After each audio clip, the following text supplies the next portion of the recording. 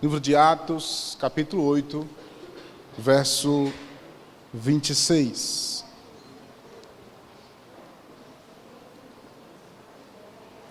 Se você achou, diga amém. Antes de você ler, eu gostaria que você pudesse me ouvir um pouco. Iniciamos, desde o início do ano, uma proposta de nós, então, entendermos um pouco mais sobre igreja. E a base fundamental de todo o conhecimento sobre igreja, escrito nas Escrituras, está, na verdade, no livro de Atos. De maneira que nós, então, estamos dividindo o livro de Atos em alguns momentos. O primeiro momento, nós falamos, então, do capítulo 1 até o capítulo 7, na forma de entendendo a igreja. E aí, então, começamos a perceber como Cristo deixou uma ordem para essa igreja, a ordem que está escrita no capítulo 1, versículo 8, quando Cristo disse: permanecei em Jerusalém até que do céu venha a promessa. E vocês então receberão poder ao descer sobre vós, e serão então meus discípulos, ou melhor, minhas testemunhas, tanto em Jerusalém, Samaria e até os confins da terra.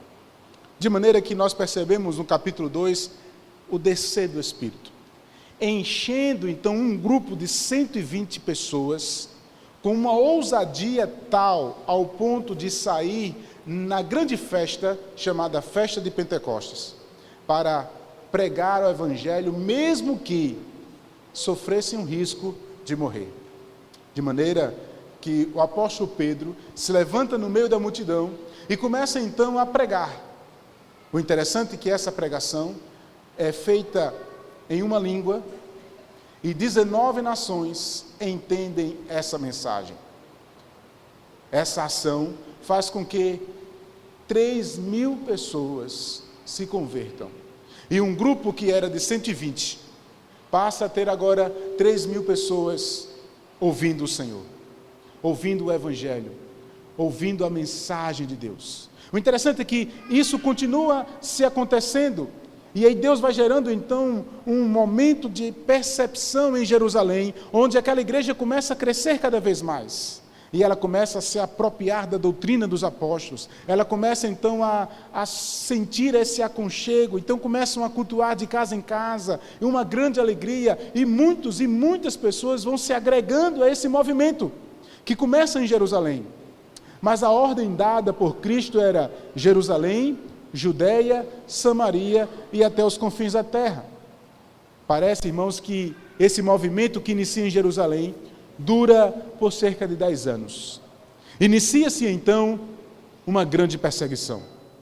E com Estevão então se levanta para pregar o Evangelho, e ao pregar o Evangelho, ele é perseguido de maneira tal que é apedrejado e morto, e se inicia-se então uma grande perseguição, fazendo com que aqueles que estavam em Jerusalém começassem a sair de Jerusalém, a fazer aquilo que Cristo mandou, anunciar o Evangelho. Adentramos então nesse momento a segunda parte do livro de Atos, que eu quero chamar de expansão do Evangelho. Há então uma igreja que sai de Jerusalém e começa agora a anunciar o Evangelho em outros locais. E o texto começa a dizer que Filipe vai para um local que Jerusalém não queria ir, chamado em Samaria. Os samaritanos eram um povo que eles não gostavam. Era um povo misto. Mas em cumprimento ao que Cristo mandou, ele foi para Samaria e prega o Evangelho, e diferente daquilo que eles não queriam que acontecessem, muitos samaritanos se rendem ao Evangelho. Eles não gostavam dos samaritanos porque os samaritanos eram um povo que não aceitava os profetas, não aceitava os livros proféticos, apenas o que Moisés falou. E havia também dentro deles um sincretismo religioso muito grande. É tanto que nós podemos perceber na narrativa que um mágico se converte. E percebemos então uma falsa conversão. Ele apenas queria aquilo que os apóstolos estavam oferecendo, o poder que não era deles, mas o poder que era de Deus e que foi manifestado na igreja de Samaria, comprovando então que eles eram salvos de verdade. Mas Pedro olha para Simão, o mágico, e diz: você não tem parte com isso. O seu interesse é apenas um dinheiro. Foi-se revelado nele a falsa conversão. E aí, estudamos isso um pouco semana passada. Mas Filipe, irmãos, que é exatamente aquele evangelista que está agora pregando para uma multidão, recebe uma ordem de Deus para continuar anunciando o evangelho de Deus. E eu gostaria que você lesse comigo essa história, que está escrita em Atos, capítulo 8, verso 26. Eu vou ler, você me acompanha na leitura. Diz assim: um anjo do Senhor falou a Filipe dizendo: dispõe-te e vai para o lado sul, no caminho que desce de Jerusalém, a Gaza, e este se acha um deserto. Ele se levantou e foi. Eis que um etíope eunuco, alto oficial de Candice, rainha dos etíopes, a qual era superintendente de todo o seu tesouro, que viera a adorar em Jerusalém, estava de volta e, assentado em seu carro, vinha lendo o profeta Isaías. Então disse o Espírito a Filipe: ouviu ler o profeta Isaías e perguntou: compreendes o que vês lendo? Ele respondeu: como podereis entender se alguém não me explica? E convidou a Filipe a subir e sentar-se junto a ele. Ora, a passagem escrita que estava lendo era esta: foi levado como ovelha ao matadouro, e como um cordeiro mudo perante ao seu tosqueador, assim ele não abriu a boca. Na sua humilhação, lhe negaram justiça. Quem lhe pudera descrever a geração? Porque da terra a sua vida é tirada. Então o eunuco disse a Filipe: peço-te que me expliques a quem se refere o profeta. Fala de si mesmo ou de algum outro? Então Filipe explicou, e começando por esta mensagem da Escritura, anunciou-lhes Jesus. Seguindo ele caminho afora, chegando a certo lugar onde havia água, disse o eunuco: eis aqui água, quem impede que seja eu batizado? Filipe respondeu: é lícito se credes de todo o coração. E respondendo ele disse: creio que Jesus Cristo é o Filho de Deus. Então mandou parar o carro. Ambos desceram à água e Filipe batizou o eunuco. Quando saíram da água, o Espírito do Senhor arrebatou Filipe, não vendo mais o eunuco, e este foi seguindo o seu caminho cheio de júbilo. Mas Filipe veio achar-se em Azoto, e passando além, evangelizava todas as cidades, até chegar a Cesareia. Vamos orar? Deus, em nome de Jesus, queremos nesse momento, Senhor, te pedir que a tua palavra possa, Senhor, ser aplicada nas nossas vidas de maneira clara, que o Senhor possa trazer, Senhor, ao nosso coração essa mensagem prática, e o teu nome seja exaltado e glorificado, em nome de Jesus. Amém? Irmãos, discipulado e evangelismo é uma ordem dada à igreja. Percebemos que, nos nossos dias, essas duas práticas têm sido muito negligenciadas. Nós estamos tão acostumados com o mundo evangélico ou religioso que nós estamos inseridos, que parar para evangelizar e gastar tempo com o discipulado não faz parte mais dos nossos dias. Nós estamos, pastor, num tempo moderno, entramos na era da pós-modernidade, isso Isso não acontece mais nos nossos dias. É errado. Precisamos nos acostumar com esse novo mundo, com essa nova perspectiva que o mundo tem trazido para nós, sim. Contudo, precisamos também prestar atenção de que princípios elementares da Bíblia não mudam tão facilmente. De maneira que o evangelismo e o discipulado é uma prática constante da igreja. E é exatamente essa prática que faz a igreja crescer, adorar a Deus e viver praticando a sua missão.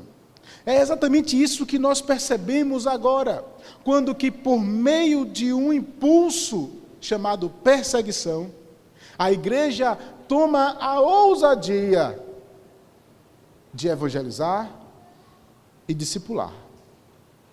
Me pergunto se nós, como igreja, temos feito isso.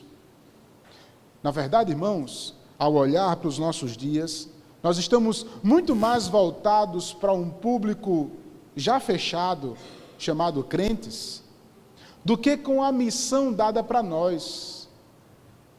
Temos refletido um pouco sobre isso, quando os eventos anunciados só atraem crentes, quando as pregações só alcançam crentes, quando a nossa vida só está voltada para alcançar crentes. Aí percebemos então igrejas hoje que estão literalmente sendo formadas, entre aspas, até plantadas, não com novos convertidos, mas com crentes que são atraídos de outras igrejas porque estão insatisfeitos com as suas igrejas. Eu não gosto da pregação do pastor. Eu não gosto do ministério de louvor. A igreja não tem um estacionamento bom. A igreja só vive em reforma. O pastor pede muito dinheiro. Isso não acontece aqui, né? Isso não me atrai. Então eu estou insatisfeito. Eu vou preferir ir para uma igreja que está mais bem estruturada. O pastor fala ao meu coração, dizendo que eu vou crescer, dizendo que eu vou me dar bem. Ao olhar para isso, irmãos, percebemos então um ciclo vicioso, onde as pessoas estão voltadas apenas para si mesmas, onde tudo está envolto do ciclo vicioso de dentro da igreja. Esse movimento voltado para dentro da igreja não é um movimento que a gente vê em Atos. Quando a igreja ela começa a ter esse movimento voltado para dentro, Deus expulsa eles de Jerusalém. Quando a igreja passa 10 anos sem cumprir a ordem de Cristo, Deus então inicia um processo chamado perseguição e morte. A igreja então começa a sair de Jerusalém e ir para os locais e começa então a fazer aquilo que eles fizeram há anos atrás. Coisa simples, sabe qual é? Evangelizar e discipular.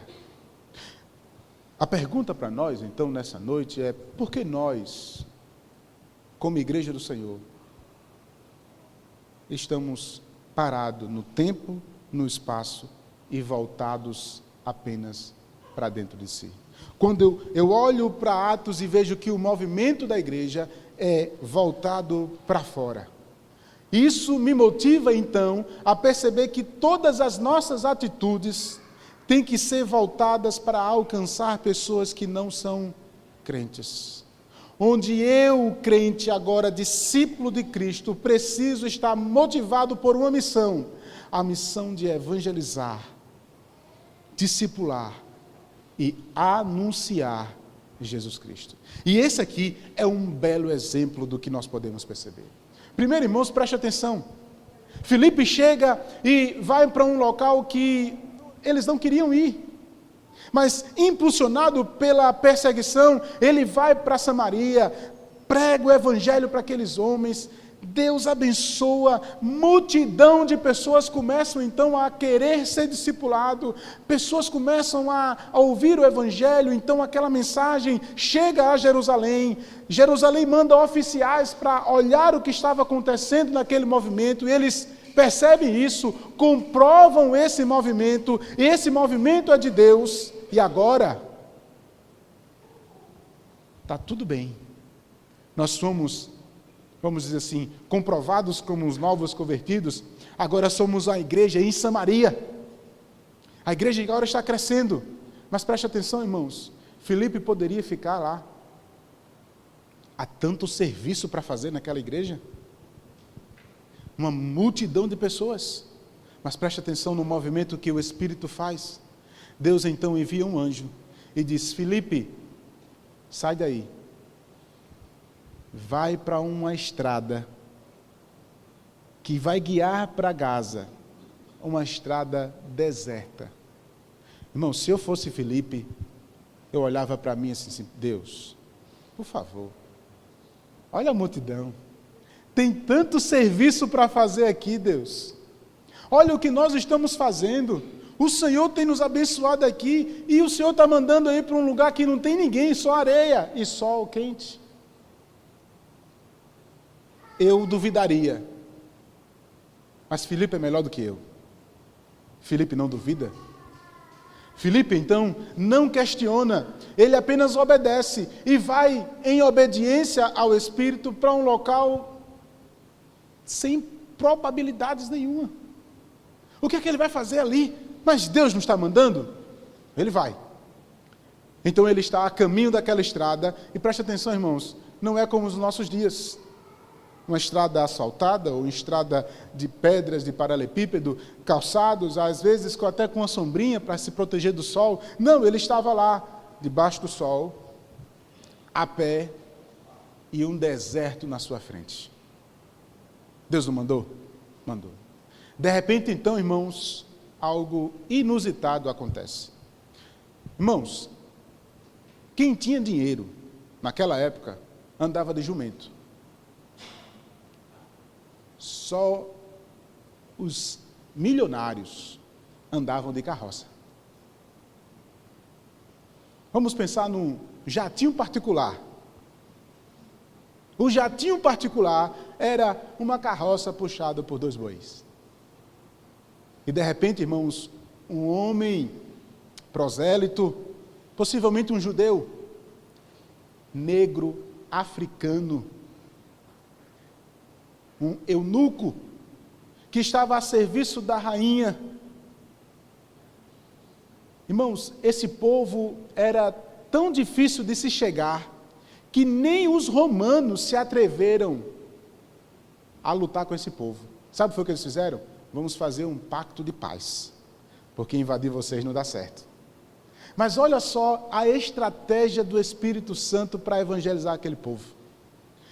Um etíope, chefe das finanças, vai a Jerusalém, possivelmente, como tem muito dinheiro, compra um rolo do livro, porque isso não era possível, só se não fosse rico. Então, você é rico porque tem todos os livros da Bíblia na sua mão. Ele tinha só Isaías, e ele estava com Isaías, e era muito rico porque ele conseguiu comprar, e quando ele comprou, ele estava lendo, mas não conseguia entender aquele livro. Mas Deus enviou então Filipe, não eram os apóstolos, não era o mais competente, Deus enviou um evangelista em um deserto, para que quando na carroça,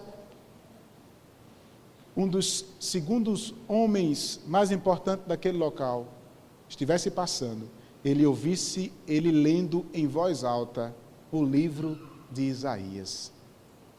O Espírito Santo diz assim: ei, cola.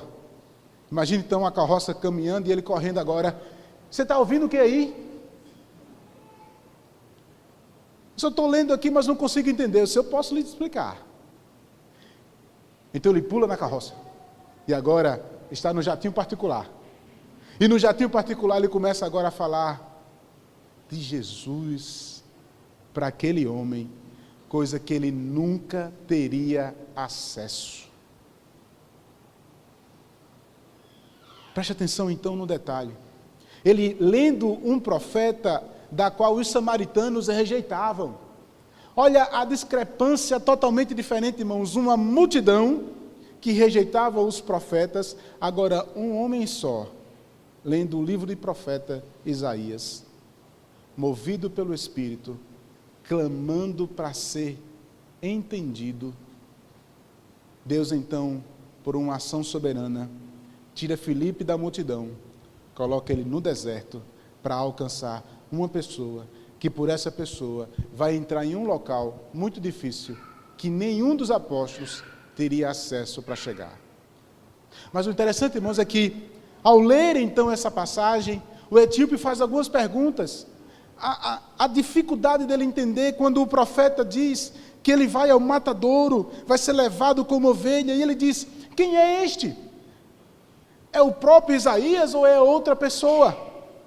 Aproveitando então a passagem e o próprio texto, eu fico imaginando então Filipe dizendo: essa pessoa chama-se Jesus de Nazaré. Ele é o Filho de Deus enviado ao mundo. Ele veio para morrer em nosso lugar. Ele pagou os nossos pecados. Ele é o Filho de Deus, que por causa da consequência do pecado de Adão, nós agora podemos nele crer, e crendo nele os nossos pecados são perdoados. Essa conversa, irmãos, leva então à expressão do Evangelho sendo pregado a pessoas. Não sabemos, irmãos, quanto tempo foi essa conversa. O texto não é claro com relação a isso. Mas preste atenção, aquele etíope entende quem é Cristo. Olha uma poça d'água, possivelmente um oásis que tinha no deserto, e ele diz: eu quero ser batizado. Filipe então diz assim: se você crer, ele diz: eu creio no Filho de Deus, Jesus Cristo. Ele então é batizado naquele momento, e o Espírito Santo então tira Filipe da jogada, leva ele para outro local para continuar a fazer o quê? Evangelizar e discipular. Irmãos, essa história é tão bonita,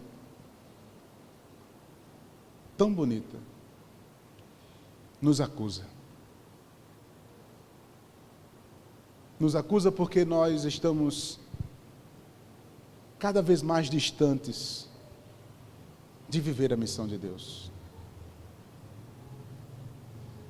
Ela nos chama a atenção para uma prática que parece que nós, evangélicos, não queremos mais fazer. Não queremos gastar tempo em evangelizar. Não queremos gastar tempo em discipular. Estamos tão focados em ganhar dinheiro. Estamos tão focados em viver para o nosso próprio conforto.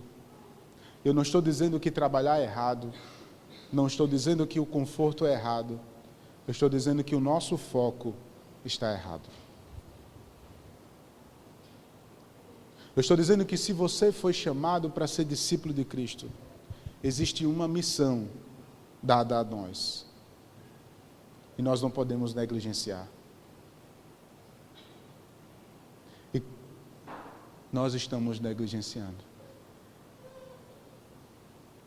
Uma igreja que não promove, não anuncia o Evangelho, não discipula, é uma igreja que está fora do foco da realidade missionária destinada à igreja. Por isso, eu presto atenção em alguns detalhes. Primeiro, eu queria chamar a sua atenção para a primeira coisa. Filipe estava na multidão. Filipe estava no meio de uma igreja emergente. Nós não sabemos quanto tempo ele gastou para aquela igreja pudesse então crescer, se formar, se solidificar. Mas eu sei que há muito trabalho. Eu olho para o meu trabalho, eu olho para a minha igreja e fico observando em um grupo de 150 pessoas o quanto trabalho eu tenho aqui para fazer. Penso em 10, em 15 anos. Pode dar glória, viu? Imagine então, no começo da história da igreja, Deus olha para Filipe, que foi o plantador da igreja, e diz assim: ei, estou tirando tudo aí. Como eu disse ainda agora, talvez eu, Maurílio, duvidasse: Senhor, será que é tu que está chamando mesmo? Já está tão bom aqui, tem tanto serviço para me fazer aqui. Mas em obediência a vós, há um direcionamento do Espírito. E aqui é a primeira coisa que eu gostaria de chamar a atenção para você. Será que eu e você estamos ouvindo o direcionamento do Espírito para as nossas vidas? E eu não estou falando de você sair da sua igreja. Não. Eu estou falando de você ser direcionado para falar do reino, para falar do Evangelho, para falar de Jesus Cristo. Ao teu vizinho, no caminho do trabalho, nas oportunidades dadas a você. Só que, irmãos, nós vivemos uma época em que o individualismo é tão grande que puxar conversa com as pessoas é tão difícil. Parece que nós estamos invadindo o espaço das pessoas e as pessoas não querem mais ser invadidas. Por isso agora há uma ação extremamente importante de nós sermos relacionais, intencionais. Eu me lembro de uma história contada por um pastor, morando então em um prédio, onde todo mundo fica isolado nas suas casas, apenas aquela vontade de se falar, mas não se falam, porque o individualismo é tão grande. Se vê então no momento do subir, do descer do elevador: oi, tudo bom, bom dia, boa tarde, boa noite, como é que está, tudo bem, como é que foi? Sempre esse monólogo.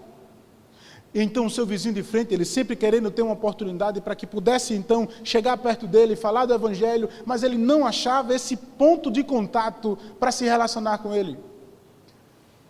Mas ele um dia ouviu ele falar do carro que estava sujo. E aí ele teve uma intencionalidade. Aquele homem então foi em casa, pegou um balde, pegou o sabão, desceu e começou a lavar o carro do vizinho,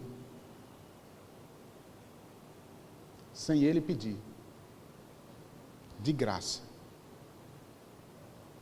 O vizinho desce, olha aquela situação estranha, porque, irmãos, hoje é estranho fazer um favor para os outros. Estranha, diz: não, por que você está fazendo isso? Não aceita, quer pagar. Não. Isso aqui é só para que eu pudesse falar com você. Eu quero falar de alguém que me alcançou e mudou a minha vida. Sabe, irmãos,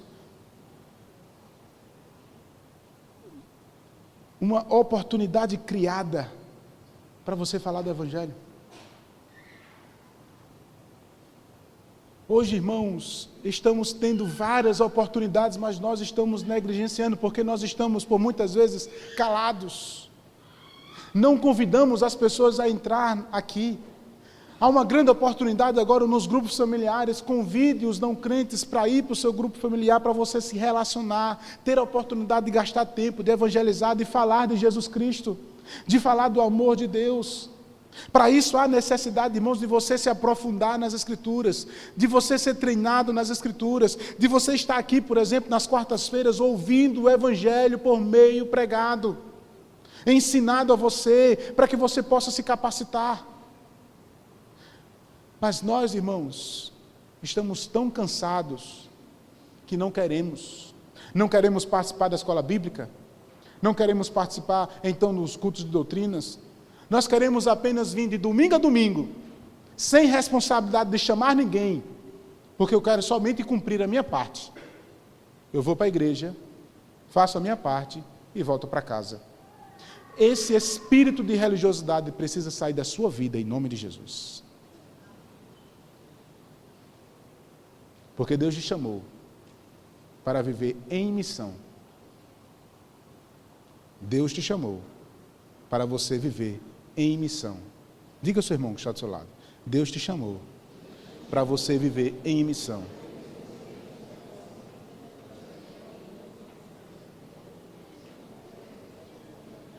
Mesmo que para fazer esta missão seja necessário abandonar alguma coisa. Foi isso que Filipe saiu. Filipe abandonou então aquele projeto que não era dele, era de Deus. A igreja é de Deus. A igreja tem dono, a igreja é de Deus. Deus não deixou a igreja de Samaria à toa, não. Tirou Filipe e levou Filipe a alcançar uma pessoa. Levou ele para alcançar o etíope. Qual foi a conversa, irmãos, então, de Filipe e o etíope? As Escrituras. Ele levou, então, uma conversa chamada Bíblia Sagrada. Sabe o que me lembra? Me lembra Cristo ressurreto, agora no caminho de Emaús. E dois homens entristecidos, porque eles acreditavam no Cristo, mas eles estavam como que cegos, sem entender o que estava acontecendo. Então o próprio Cristo, ressurreto, entra no meio deles e começa então a conversar com eles, dizendo: por que vocês estão entristecidos? Você não sabe do que está acontecendo aqui em Jerusalém? Aquele Cristo, Jesus, que disse que era o reino chegado, que disse que era o Filho de Deus, morreu. E ele então começa a caminhar com eles até sua casa, e na conversa ele começa a falar tudo acerca dele mesmo, Cristo, desde o Antigo Testamento, da lei, dos profetas, até chegar no Evangelho. Cristo agora sentado na mesa com eles, eles olham para Cristo e reconhecem ele, e aí nesse momento Cristo desaparece. Sabe, irmãos, muitas vezes estamos na estrada da vida cristã com os olhos fechados, entristecidos, fechados pelas circunstâncias da vida, divórcios, terrores, depressão, falta de recursos, problemas familiares, doenças. Todas estas coisas obscurecem a nossa visão de cumprir a missão. É como que nós colocássemos toda a nossa vida diante disso. Então eu preciso viver para sanar estes problemas. E esquecemos que Deus está no controle de todas as coisas. Este homem estava ali sem entender o Evangelho.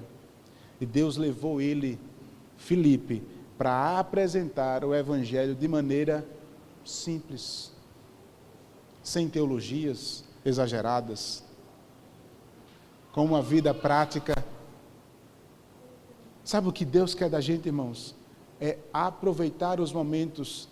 E você que está na igreja há 30 anos, 5 anos, 1 ano, ouvindo o Evangelho, você já tem bagagem para dizer que conhece pelo menos frações das Escrituras, para dizer que já conhece o Evangelho, a queda, o pecado, o plano da redenção, Cristo morrendo por nós e o anúncio da vinda dele. Isso precisa ser anunciado, isso precisa ser vivido, falado, e é algo que precisa, irmãos, estar de maneira simples na nossa boca, e falar, irmãos, porque as pessoas estão aí fora, assim como os samaritanos ouviram o Evangelho e aceitaram, há muitas pessoas que estão aí fora precisando ouvir o Evangelho da tua boca, olhar a tua vida,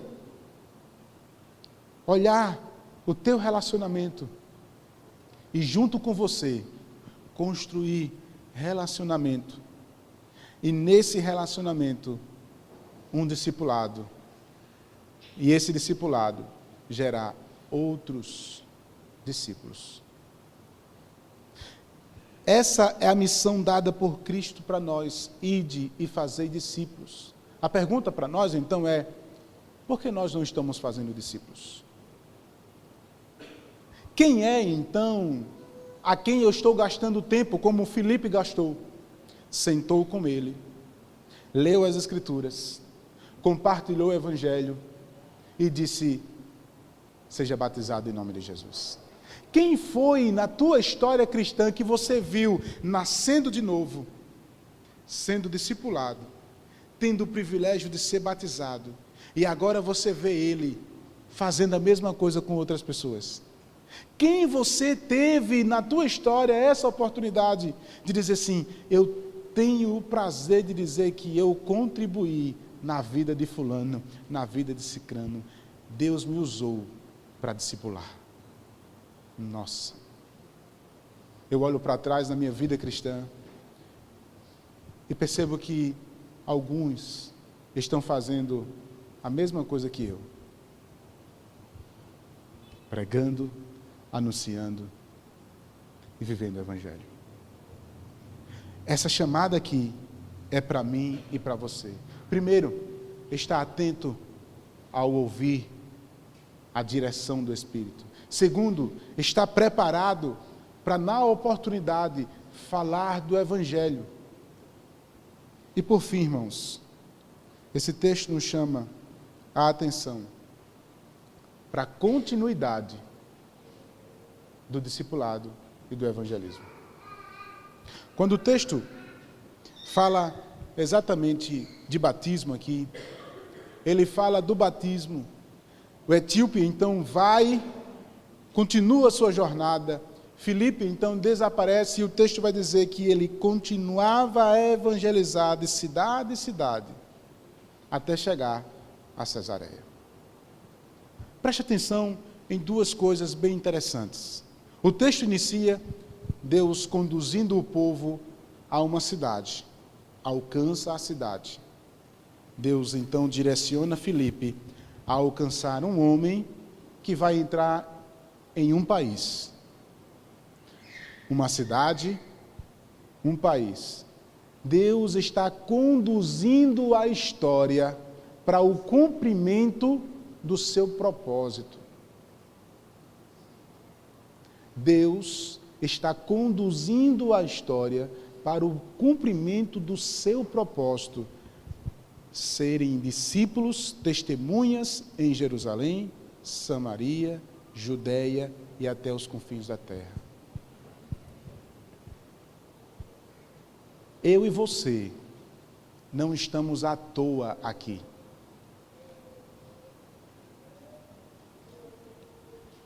Temos algumas pessoas aqui que não são crentes. E eu quero dizer para vocês, você não está à toa aqui. Deus te trouxe a esse lugar. Você que é dessa igreja, você não está à toa aqui. Deus está nos preparando para entrarmos dentro do propósito dEle.